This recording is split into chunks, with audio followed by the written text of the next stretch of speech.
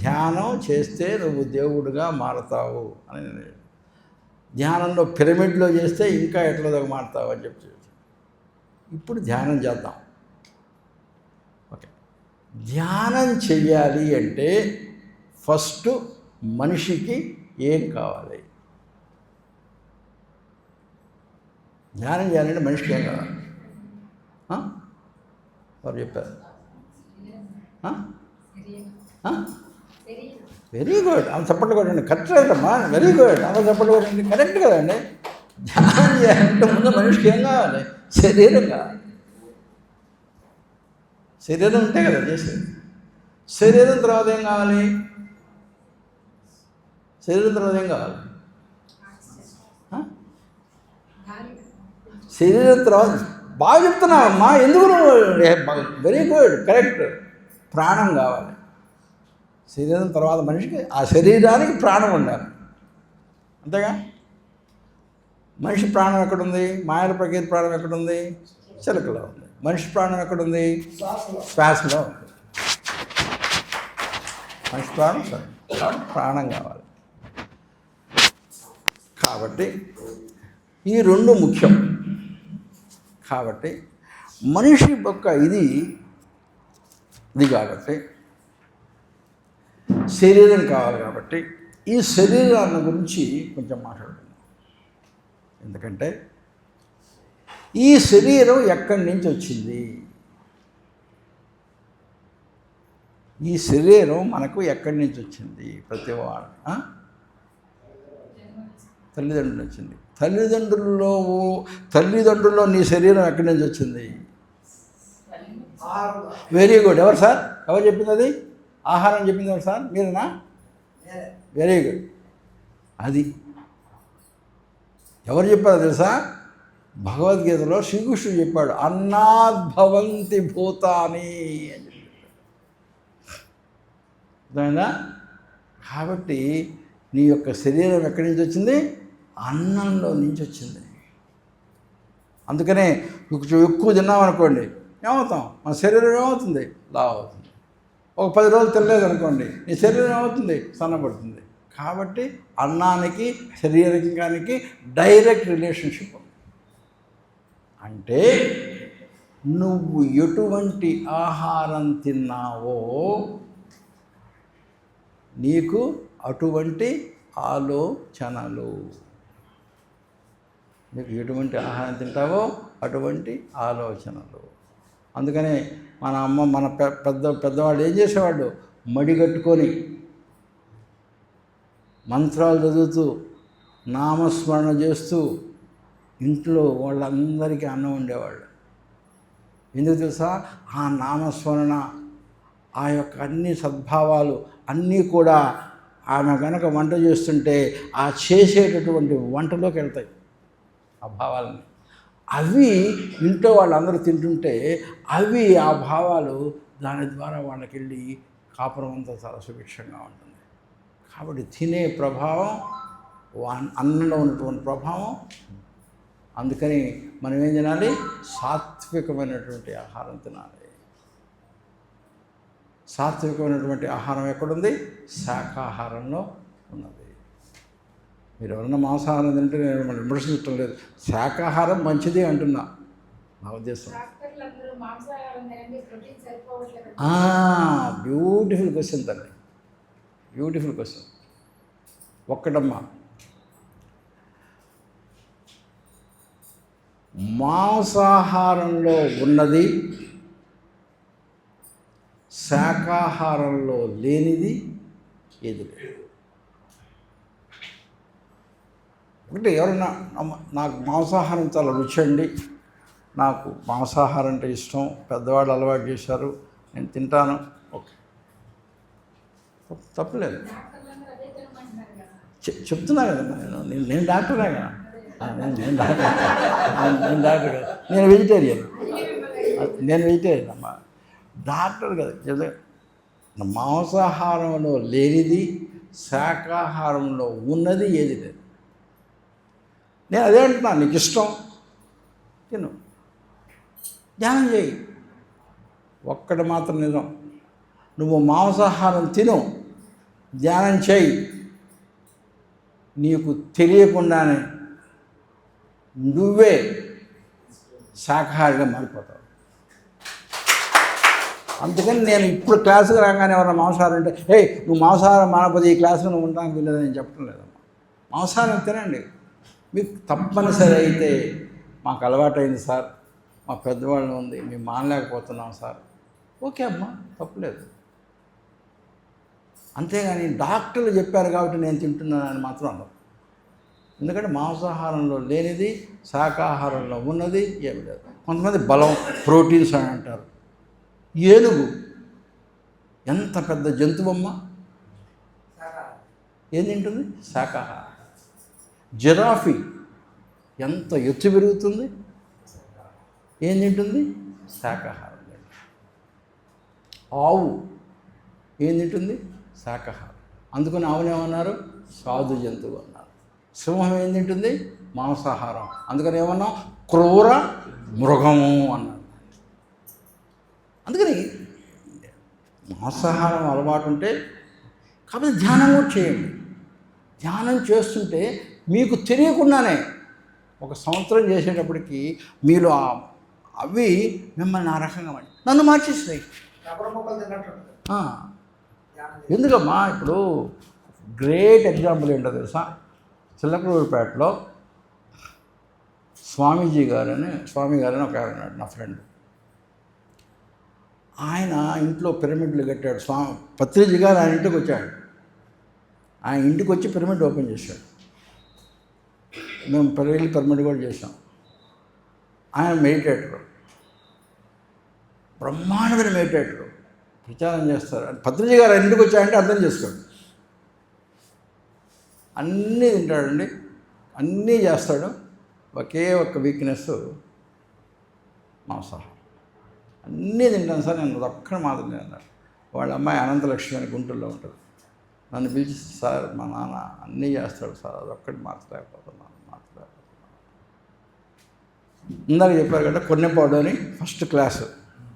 ఆ క్లాస్కి ఆయన అమెరికా నుంచి రాగానే వచ్చాడు నా దగ్గరికి. ఎందుకంటే అమెరికాలో మా ఇంటికి వచ్చాడు. ఆయన వచ్చి నాతో పాటు వచ్చి పక్కన కూర్చొని నా క్లాస్ విన్నాడు. ఆ క్లాస్ విన్న తర్వాత నేను మాట్లాడుకుంటాగా, నేను మాంసాహారం గురించి నేనేం మాట్లాడను, ఆయన ఏదో మార్చాలని కూడా నేనేం ప్రయత్నం. నా క్లాస్ విన్నాడంతే. ఇప్పుడు మీరు వింటున్నట్టుగా ఇంటికి వెళ్ళి వాళ్ళ అమ్మాయి గుంటూరులో వాళ్ళ అమ్మాయి ఉంటుంది, అమ్మ ఈ రోజు నుంచి మాంసాహారం కాదు కదా, కోడి గుడ్డు కూడా ముట్టనమ్మా అని చెప్పాడు. క్లాస్ ఆ అమ్మాయి ఇమ్మీడియట్గా నాకు ఫోన్ చేసింది, థ్యాంక్ యూ మాస్టర్, మా నాన్న ఇన్ని రోజులు చెప్పినాను, మీ క్లాస్ విన్నారంట, ఇంటికి రాగానే ఫస్ట్ చెప్పిన మాట ఇది. అప్పుడు ఫోన్ చేశాను, ఏంటో సార్ మీరు ఆ క్లాస్ అయిన తర్వాత నాకు తినబుద్ధి పుట్టినలేదు సార్, వెరీ సార్, ఇన్ని రోజులు తిన్నాను. గత ధ్యానం అంటే వర్తమానంలో బ్రతకటం అని చెప్పేసాను. కాబట్టి ఎట్లా జరిగిందమ్మా? నేనేదో చేస్తే మీరేం మారుతారమ్మా అని చెప్పటంలా, ఒక దృష్టాంతరాన్ని, ఒక ఎగ్జాంపుల్ చెప్పి మీ చేత అదే చేస్తుంది అని చెప్పాను. కాబట్టి మీరు తప్ప ఎవరైనా సరే, ఇక్కడ ఉన్నటువంటి వాళ్ళు ఎవరైనా మాంసాహారాలు అయితే మాంసాహారం తింటే ధ్యానం కుదరదు అన్నదమ్మా. మాంసాహారం తప్పనిసరిగా ఎవరన్నా కనుక ఉంటే తినండి, కాకపోతే ధ్యానం బాగా చేయండి. కొన్ని రోజులు అయిపోయిన తర్వాత మీకు తెలియకుండా మీరు ఏమ్మా. ఓకే, మళ్ళీ మన టాపిక్లో వెళ్దాం. కాబట్టి మనం తినేటటువంటి ఆహారం సాత్వికంగా కనుకుంటే, ఎందుకంటే మనకు వచ్చేటటువంటి 95% జబ్బులు మాంసాహారం కాదండి, ఆహారం వల్ల వస్తాయి. మనం తినేటటువంటి 90% ఆఫ్ జబ్బులు మనకు లోపలికి వెళ్ళేటటువంటి ఆహారం. ఒక్కటమ్మా, ఆహారం అనగానే మీరు తినే ఆహారం ఒక్కటే కాదు, మీరు ఫ్రెష్గా తినే ఆహారం ఒక రకమైనటువంటి ఆహారం, నీ ఆలోచనలు ఒక రకమైన ఆహారం, నువ్వు కంటిలో నుంచి చూసేటటువంటి వస్తువులు కళ్ళకు ఆహారం, నువ్వు వినేటటువంటి శబ్దాలు చెవులకు ఆహారం, నువ్వు స్పర్శించేటటువంటి వస్తువులు నీ చర్మానికి ఆహారం, నువ్వు పీల్చేటటువంటి శ్వాస నీ ముక్కుకి ఆహారం. కాబట్టి ఆహారాలంటే నువ్వు తినేటటువంటి అన్నం మాత్రమే కాదు, ఇవన్నీ కూడా ఆహారం. తర్వాత నీ ఆలోచనలు, నీ మనసుకి నువ్వు ఇచ్చేటటువంటిది కూడా మానసిక ఆహారం. ఆహారం అంటే ఇది ఒక్కటి కాదు, వీటన్నిటి మీద కూడా ప్రభావం నీ ఒంటి మీద పడుతుంది, నీ జబ్బులు రావడానికి కారణం. కానీ ఒక్కటమ్మా, ఇందాకేమన్నావు, మన బాడీలో ఇన్ని పిరమిడ్లు ఉంటే మనకు జబ్బులు వస్తాయి, ఎందుకు వస్తాయి అని చెప్తే, అంటే పిరమిడ్ ఏం చేస్తుందమ్మా, నువ్వు ధ్యానం చేస్తే నీ యొక్క ధ్యాన ప్రభావాన్ని త్రిగుణీకృతం చేస్తుంది. యాంప్లిఫైయర్ అంటాం వినా, యాంప్లిఫైయర్ అంటాం. మనం ఎడిగి పెట్టంగానే కొంచెం సౌండ్ వస్తే అది యాంప్లిఫైయర్ పెట్టంగానే శక్తి పెరుగుతుంది. పిరమిడ్లో ఉన్నటువంటి ధ్యానం అన్నేమంటారు, పత్రిజీ గారు ఏమంటారు, నువ్వు బయట గంట చేసిన 5 గంటలు చేసినటువంటి ధ్యానం పిరమిడ్లో గంట చేస్తే చాలు. అంటే యాంప్లిఫికేషన్ జరుగుతుంది, శక్తిని దిగులుకుంటుంది. అందుకని పిరమిడ్ ఓపెన్ చేస్తుంది. నువ్వు అసలు మొట్టమొదటినే ఇది లేకుండా కనుక బాడీ పిరమిడ్ అయిందనుకోండి, ఉపయోగం. కాబట్టి నువ్వు ధ్యానం చేస్తూ నీ యొక్క ఆహార నియమాలను పాటిస్తూ కనుక సరైన విధంగా కనుక ధ్యానం చేస్తే అప్పుడు నీ యొక్క జబ్బులు తగ్గటానికి అవకాశం ఉన్నది. ఈ సందర్భంగా నేను అన్ని చోట్ల చెప్తున్నానమ్మా.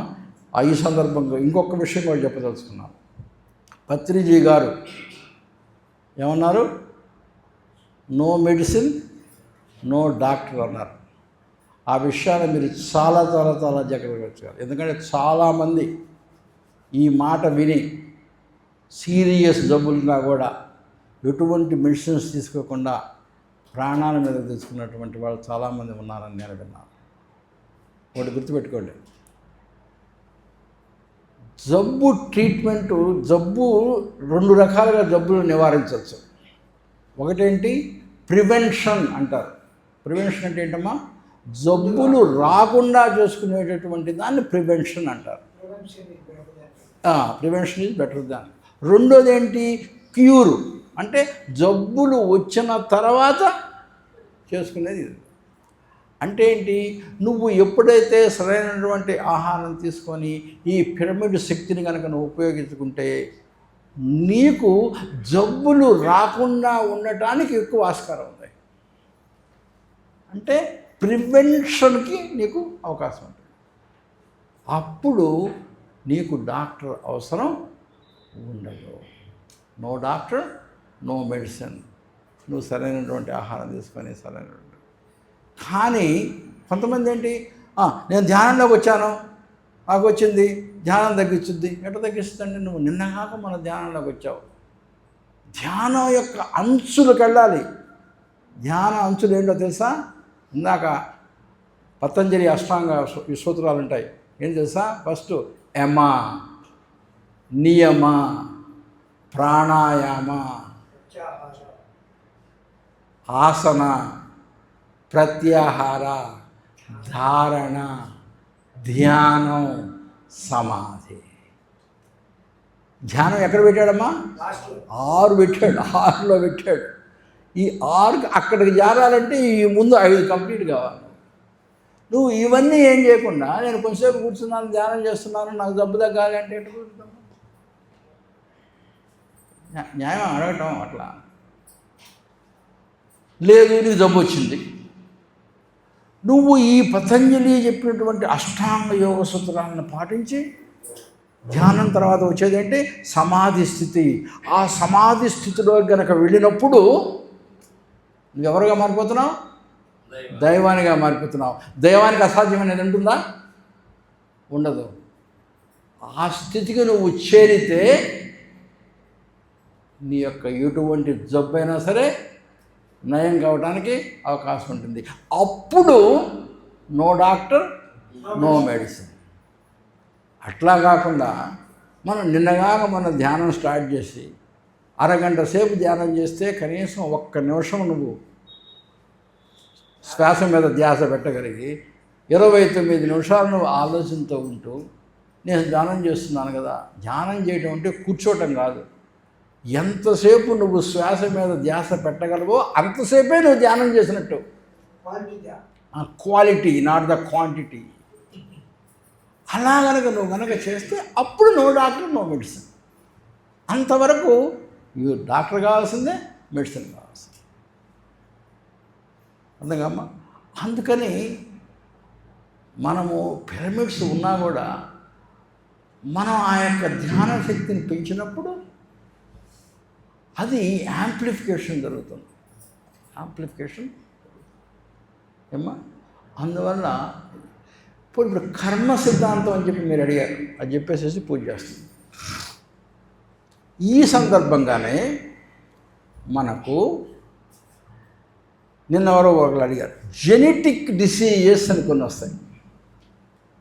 జెనెటిక్ డిసీజ్ అంటే ఏంటి తెలుసమ్మా? మన తల్లిదండ్రుల నుంచి, మన పూర్వతరాల నుంచి మనకు సంక్రమించినటువంటి ఈ జెనెటిక్ డిసీజెస్ అని ఎందుకు వస్తాయో తెలుసా? ఎందుకంటే కొన్ని అలవాట్లు కూడా జెనెటిక్గా వస్తాయి మనకి. ఎందుకంటే ఫర్ ఎగ్జాంపుల్, మా నాన్నకి ముక్కులో వేలు పెట్టుకోవటం అలవాటు. మా నాన్నకి. నేను కూడా అప్పుడప్పుడు పెట్టుకుంటున్నానని నా వైఫ్ అంటుంటుంది. నా మనవడు, మా నాన్న ఎక్కడ, నా మనవడు ఫోటో కూడా ఉంది నా దగ్గర. పుట్టినటువంటి 10 రోజులు పక్కలో వండుకొని, పొత్తిళ్ళల్లో పడుకొని ఫోటో తీసా. వాడు ముక్కులో వేలు పెట్టి ఫోటో తీశాను. ఒరే వీడికి ఎక్కడ, మా నాన్న ఎక్కడ. అంటే ఏంటి, ఒకదాన్ని కనుక మనం రిపీటెడ్గా చేస్తూ ఉన్నాం అనుకోండి, అవి ఎక్కడికి వెళ్తాయో తెలుసు, అది గ్రాడ్యువల్గా జీన్స్లోకి వెళ్ళిపోతాయి. ఆ జీన్స్ వచ్చే వాళ్ళందరికీ అలవాట్లు కలిగజేస్తాయి. కాబట్టి వాడి తప్పు కాదు, అది వాడి తాత తప్పు. వాడి తాత కాదు, వాడి ముత్తాత తప్పు. వాడి తాత నేను కదా, కాబట్టి నా తప్పు కాదు, మా నాన్న తప్పు. అప్పుడు వాడిని వెంబడిస్తుంది అది. వాడు కనుక గట్టిగా ప్రయత్నం చేసి వాళ్ళ అమ్మ కనుక వేలుకు వాతలు పెట్టి గెదగలు పెట్టి చేయకపోతే వాడి పిల్లలకి కొంచెం తగ్గిపోతుంది. అందుకని మనకు కూడా ఏంటంటే కొన్ని జబ్బులు ఈ రకంగా కనుక నువ్వు ఆహారం సరిగ్గా తినకుండా కనుక నీకు వస్తూ ఉంటే అవి వంశపారంపర్యంగా నీ యొక్క తరాలతో కూడా వస్తుంది. జెనెటిక్ డిసీజెస్ లాగా వస్తుంది. అంటే ఏంటి, వాళ్ళు చేసినటువంటి కర్మలు వంశపారంపరంగా కిందికి వస్తున్నాయి. కాబట్టి ఈ యొక్క కర్మ సిద్ధాంతాలు కూడా మనం ఏదైనా సరే కార్యం కనుక ఇంతకుముందు కనుక చేస్తే దాని యొక్క ఫలితం ఈ జన్మలో అనుభవిస్తాం. జబ్బులు కూడా అట్లాంటిదే. దీనికి గ్రేట్ ఎగ్జాంపుల్ ఎవరో తెలుసమ్మా? రమణ మహర్షికి ఏమవుతుంది తెలుసా? క్యాన్సర్. తెలుసు కదా. అందరి దగ్గరికి వెళ్ళి, ఏంటండి మీరు రమణ మహర్షి ఏం చేశాడమ్మా? రమణ మహర్షి తన జీవితం అంతా చేసింది ఏంటో తెలుసా? ఏంటి? ధ్యానం. రమణ మహర్షి గొప్ప ధ్యాని. ఎక్కడ? విరూపాక్ష గుహలో విరూపాక్ష గుహలో నేను కూడా వెళ్ళాను, అక్కడ ధ్యానం చేశాను. కొన్ని సంవత్సరాల తరబడి ధ్యానం చేశాడు. కాబట్టి మనందరికీ గురువు బ్రహ్మర్షితో పాటు వారు తల్లి, నువ్వు ధ్యానివి కదా, అసలు నీకు దేవుడికి ఏం సంబంధం లేదు కదా, నీ క్యాన్సర్ ఎంతసేపు తగ్గించుకోగలవు? తగ్గించుకోలేవా? నువ్వు తగ్గించకపోతే జనం అందరూ ఏమనుకుంటున్నావు? నువ్వు దేవుడు బాగా కాదా అని అనుమానం వస్తుంది అందరికీ. తగ్గించుకో. ఏమన్నాడు తెలుసా? ఇది నా యొక్క ప్రారబ్ధ కర్మ. ఈ ప్రారబ్ధ కర్మను కనుక నేను ఇప్పుడు తొలగించుకుంటే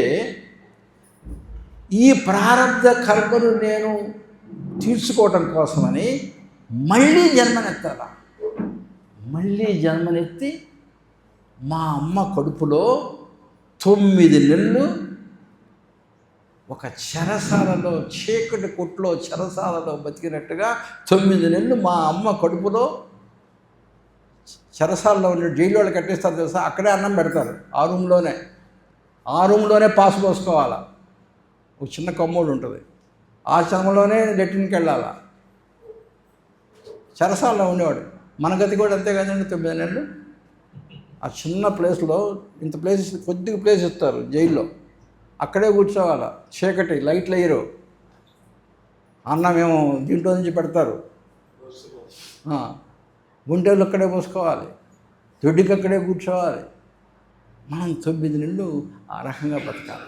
మళ్ళీ 9 నెలలు మా అమ్మ కడుపులో మళ్ళీ ఆ రకంగా బతకాల, మళ్ళీ పెరగాల, మళ్ళీ పెళ్లి చేసుకోవాలా, మళ్ళీ పిల్లలు కనాలా, మళ్ళీ మామరాళ్ళు ఈతి బాధలు ఇవన్నీ చేసి చేసి చేసి చేసి ఇదంతా ఎందుకు? ఒక 2-3 సంవత్సరం ఇది అనిపించాలనుకో, ఆ ప్రారంభ క్రమం అయిపోద్ది, నేను మోక్షం పొందుతా. అయితే మీరందరికీ నేను చాలా బాధపడుతున్నాను అని చెప్పి నా మీద జాలి చూపిస్తున్నారు. కానీ నా ధ్యాన శక్తి ప్రభావం వల్ల ఆ బాధను నేను అధిగమిస్తున్నా. కానీ మీ అందరూ చూసేవాళ్ళందరికీ నేను బాధపడుతున్నట్టుగా ఉంటుంది. కానీ నాకు మాత్రం ఆ ధ్యాన శక్తి ప్రభావం వల్ల నేను అధిగమిస్తున్నాను. బాడీ దాని పని ఏదో కానివ్వండి, చేసుకునేవాడిని అని చెప్పారు. కాబట్టి ఆ విధంగా మన కర్మల వల్ల కొన్ని జబ్బులు వచ్చినా కూడా వస్తాయి. కర్మల ప్రభావం తప్పదు. ప్రారంభ కర్మ ఆయనే అనుభవించాడు. అసలు శ్రీకృష్ణుడే అనుభవించాడు కదా. శ్రీకృష్ణుడు ఏంటి? జైల్లో పుట్టడం ఏంటండి? శ్రీకృష్ణుడు ఏంటి?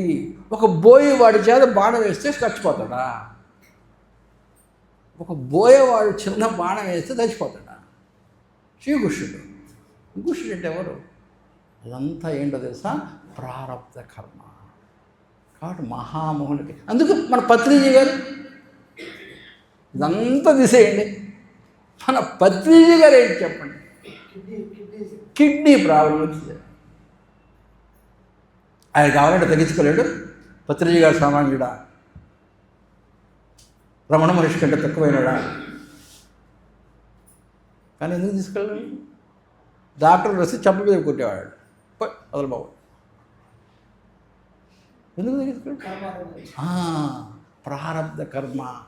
ఒకవేళ తగ్గించుకున్నాడు అనుకోండి, మళ్ళీ సేమ్ పునరపి మరణం, పునరపి జననం. అందుకని ఆయన అయిపోయింది. ప్రారబ్ధ కర్మ అనుభవించాడు, ధ్యానం చేశాడు, మోక్షం పొందాడు. ఆ రకంగా చేసి మన యొక్క లక్ష్యం ఏంటి? పత్రిజీ డివోటీస్గా కాదు మనం ఉండాల్సింది, మనం పత్రిజీలుగా మారిపోవాలి. మనకి పత్రిజీలు గొప్పతనం కాదు. ఎట్లుండాలి తెలుసా? ఈ ధ్యాన ప్రభావంతో మనం పత్రిజీ దగ్గరికి వెళ్ళి కాదు, మాస్టర్లో మేము తక్కువ, నువ్వు ఎక్కువ, నిన్ను ఫాలో అవుతాం మేము అని చెప్పి అడుగులు ఎత్తడం కాదు. పత్రిజీ గారు మన ఇద్దరం ఒకటే సార్ అని చెప్పి భుజం మీద చేసేసి ఇద్దరు కలిసి వెళ్ళేటట్టుగా ఉండాలి. పత్రిజీ గారు కనుక పైకుంటే మనం పత్రిజీ గారికి వెళ్ళిన తర్వాత వచ్చేవాడు, స్వామి వచ్చాను స్వామి అని చెప్పి అంటాం కాదు. వచ్చానండి, రండి సార్ కూర్చోండి. ఎందుకంటే నువ్వు నేను ఒకటే. నేను నీలాగా తయారైపోయా. ఎవరి వల్ల? నీ గైడెన్స్తో అని కృతజ్ఞత భావం చూపించు. అంటే నువ్వు పత్రిజీ కంటే చిన్నవాడి మాత్రం కాదు. అదే కదా పత్రిజీ గారు అనేది. నేను మాస్టర్ని, నువ్వు కూడా మాస్టర్ కదా. నేను నీ గురువుని కాదు, నీకు నువ్వే గురువు, నీ శ్వాసను పట్టుకో అని చెప్పి ఎప్పుడు కూడా ఎదుటోళ్ళని ఆయన ఎప్పుడు చిన్నతనం చేసి నేను పెద్ద గురువుని, మీరందరూ నా శిష్యులు అని చెప్పాల. అలా చెప్పినటువంటి మాస్టర్లో అరుదైనటువంటి చాలామంది ఉంటారు. అటువంటి వాళ్ళలో పత్రిజీ ఒక్కరు. ఏమ్మా? కాబట్టి అందరినీ కవర్ చేశానా? ఇప్పుడు ఇంకొక 10 నిమిషాలు ఉందమ్మా కరెక్ట్గా. ఏమైనా క్వశ్చన్స్ ఉంటే జాగ్రత్త. సార్ అడగకపోతే నేనేమి విననట్టు లెక్క. చెప్పమ్మా. అలా కాదండి, అడగకపోతే ఒక క్వశ్చన్కి అర్ధగంట చెప్పాల్సి వస్తుంది ఒక్కోసారి. అడగలేదు